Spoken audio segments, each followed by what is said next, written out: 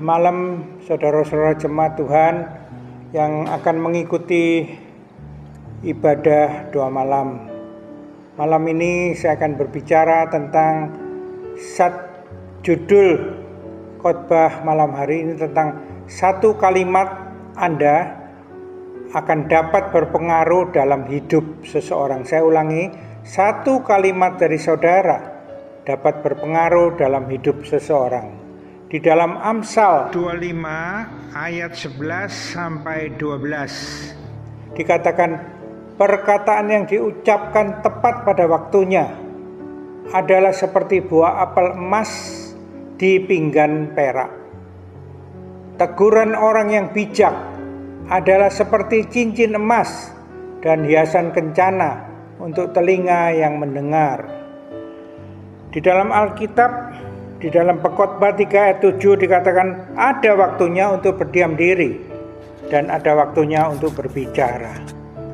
Menurut Raja Salomo dikatakan perkataan yang diucapkan tepat pada waktunya dan disampaikan dengan benar dan baik itu bagaikan buah apel emas di pinggan perak.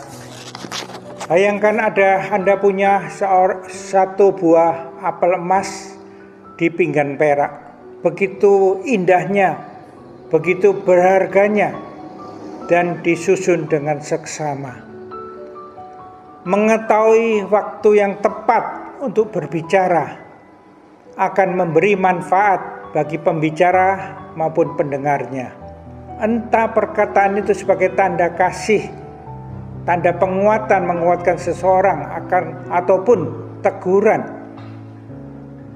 Ada juga saatnya kita patut berdiam diri. Ketika kita tergoda untuk mengumpat, menghina atau menjelek-jelekan orang lain, Salomo mengatakan, alangkah bijaknya jika kita menahan lidah, karena itulah waktu yang tepat untuk berdiam diri. Dan ketika sikap mau banyak bicara atau marah-marah menggoda kita untuk berbuat dosa kepada Allah atau kepada seseorang, kita dapat menahan diri dengan mengambil sikap untuk lambat di dalam berkata-kata. Saudara-saudara yang Tuhan kasihi, seringkali kita sulit mengetahui apa yang harus kita katakan dengan tepat dan kapan waktu yang tepat untuk mengatakannya. Tapi percayalah bahwa Roh Kudus akan menolong kita untuk bertindak bijaksana. Roh Kudus akan menolong kita untuk mengucapkan kata-kata yang tepat pada waktu yang tepat dan dengan cara yang benar demi kebaikan sesama dan demi kemuliaannya. Sungguh berharga perkataan yang diucapkan tepat pada waktunya. Ada satu kisah di mana seorang hamba Tuhan yang terkenal Zig-Ziglar pernah menceritakan tentang seseorang pengusaha yang sedang berjalan dengan tergesa-gesa menuju stasiun. Dan di dekat pintu masuk stasiun, ia melihat seorang yang berpakaian kumuh duduk bersila, dan dengan cepat pengusaha itu mengambil dompetnya dan menaruh selembar uang dan segera masuk ke stasiun. Tapi apa yang terjadi kemudian? Ia berbalik dan dia mengambil salah satu dari seikat pensil yang ada di dekat orang itu sambil berkata, "Maafkan saya, Pak. Saya tadi tidak melihat Anda yang berjualan. Saya tahu sekarang bahwa Anda adalah seorang pengusaha seperti saya. Anda juga punya sesuatu untuk dijual dengan harga yang sudah Anda tetapkan." Orang berpakaian kumuh itu pun mengangguk-anggukkan kepala. Beberapa bulan kemudian, pengusaha itu disapa seorang salesman dengan pakaian rapi sambil berkata, Mungkin Anda sudah lupa dengan saya, tapi saya tidak akan pernah lupa dengan Anda yang sudah mengembalikan nilai diri saya. Dulu saya memang seorang gelandangan yang berjualan pensil di depan stasiun. Sebelum kemudian Anda datang dan menyebut saya seorang pengusaha. Dan sejak saat itu, sejak Anda berkata kepada saya tahu siapa saya, berapa bernilainya diri saya. Saya seorang pengusaha, dan hari ini Anda melihat saya seorang salesman. Saudara-saudara, hanya karena satu kalimat hidup seseorang bisa berubah. Ya, hidup orang-orang yang ada di sekitar kita pun bisa berubah karena perkataan kita.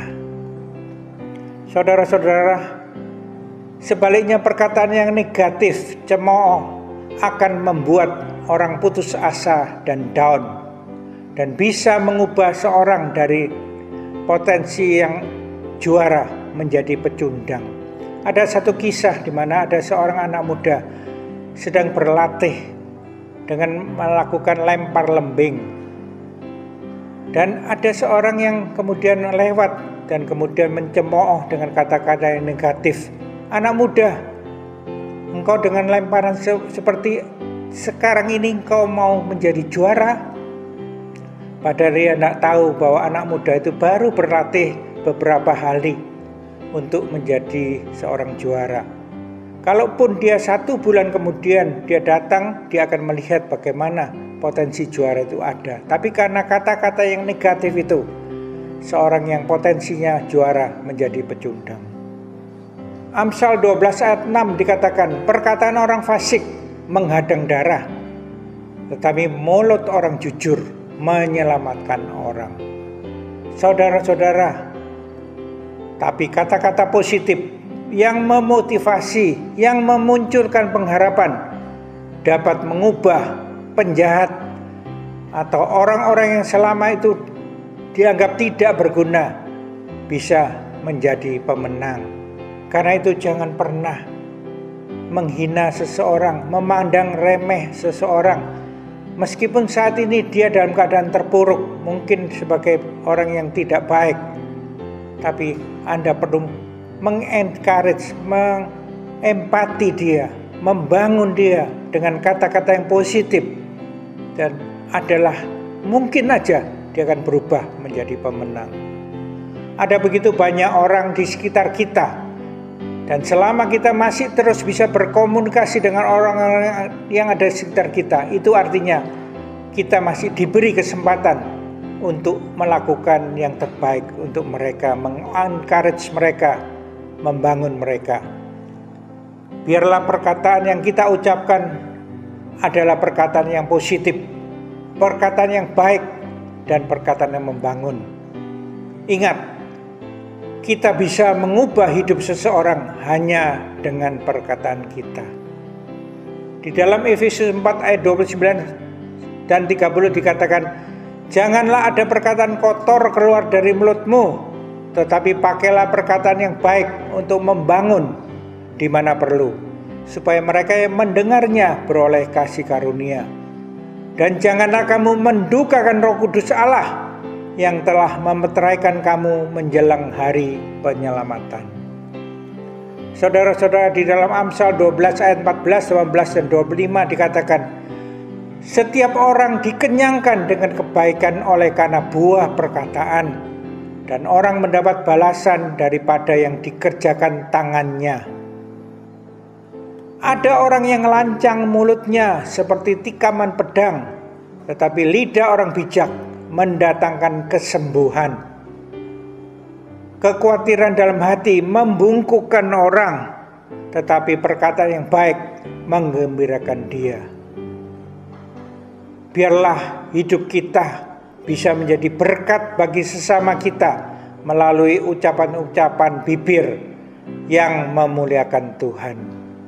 Sebagai ayat terakhir dikatakan di Kolose 3 ayat 16, hendaklah perkataan Kristus diam dengan segala kekayaannya di antara kamu, sehingga kamu dengan segala hikmat mengajar dan menegur seorang akan yang lain, dan sambil menyanyikan mazmur dan puji-pujian dan nyanyian rohani, kamu mengucap syukur kepada Allah di dalam hatimu.